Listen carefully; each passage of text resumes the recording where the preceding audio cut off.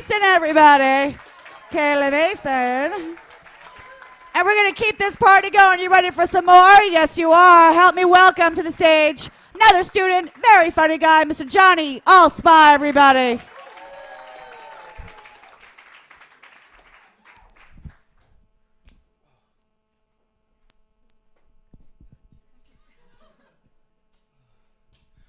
I'm a very angry person.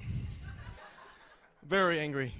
Okay, it just sits inside me, waiting. Because at any moment, at any random, undetermined time, it could unleash itself.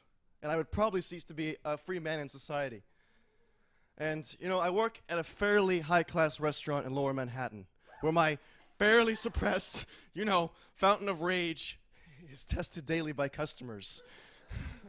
They'll say things like, "Oh, excuse me. Come here. Excuse me. This steak, I ordered this steak medium rare, and it's still bleeding. Okay, thank you. Take it away. Take it away." And I just want to say, well, first of all, bitch, if you and your massive ego knew anything at all, you know that that's not blood, but rather preservative that the meat is soaked in prior to being cooked. And two, when you order the steak, I told you that we tend to undercook our beef here. Okay? So why don't you sit down, shut up, eat your steak before I kick you in the tit. That's what I wish I could say to this lady or any of these soulless, vacuous, soulless beings. But I can't. So these thoughts just fester in my head until I'm sitting on the train listening to heavy metal music in my iPod, and I'm just staring at homeless people, judging them, going,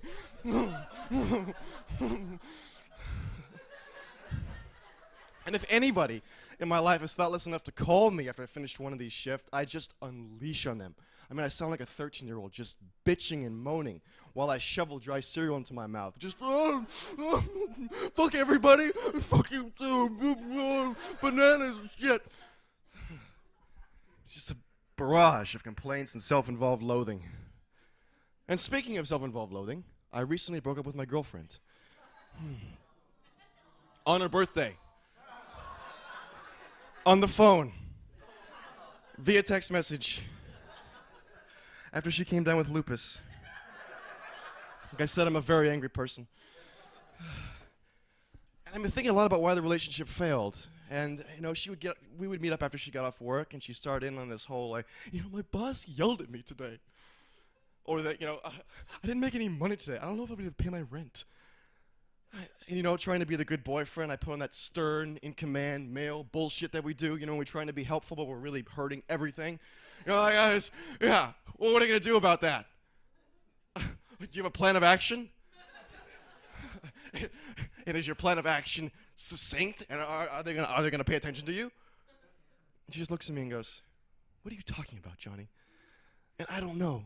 And that's when you know it's over, when you start making up shit. Not when you start telling little white lies, because anyone can tell little white lies. A 5-year-old can tell little white lies. But it takes enough of a man to come up with enough of a lie where you make her think before the fact that it's all utter bullshit hits her. And then she forgives me, which is her fault. And you know, now I just see all these happy, beautiful couples, you know, I'm just like you guys. Yeah. And you know, maybe if I'm feeling confident, I'm feeling sexy, you know, maybe I do a little strut in front of you like this, you know. And maybe they'll think to themselves what they're probably thinking right now. Ooh, wow, that guy really has his shit together. We should double date to the Cloisters and do a little bit of wine tasting, and then back to our place for a 4-way.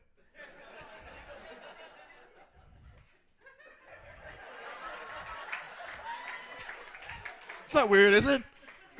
3-way? Oh, shit. I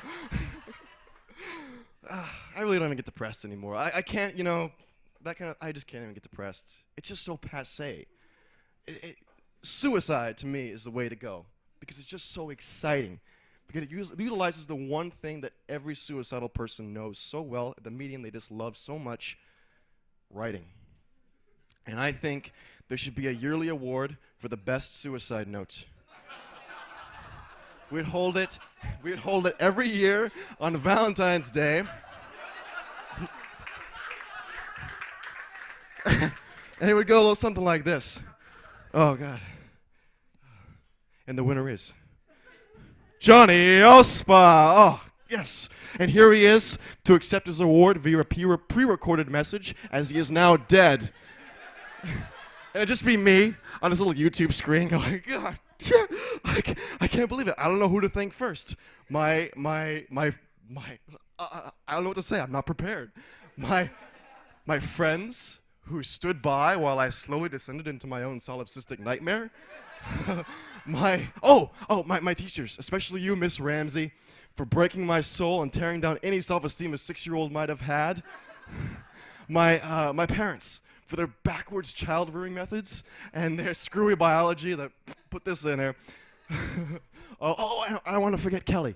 Kelly, thank you so much for your high school prom rejection that set all this into motion. Thank you so much. Oh, guys, they're playing me off. All right. Thank you so much. All right. Don't forget to tip your waiters, or else I'll come find you. All right. And thank you guys very much. All right. Have a good night. All right.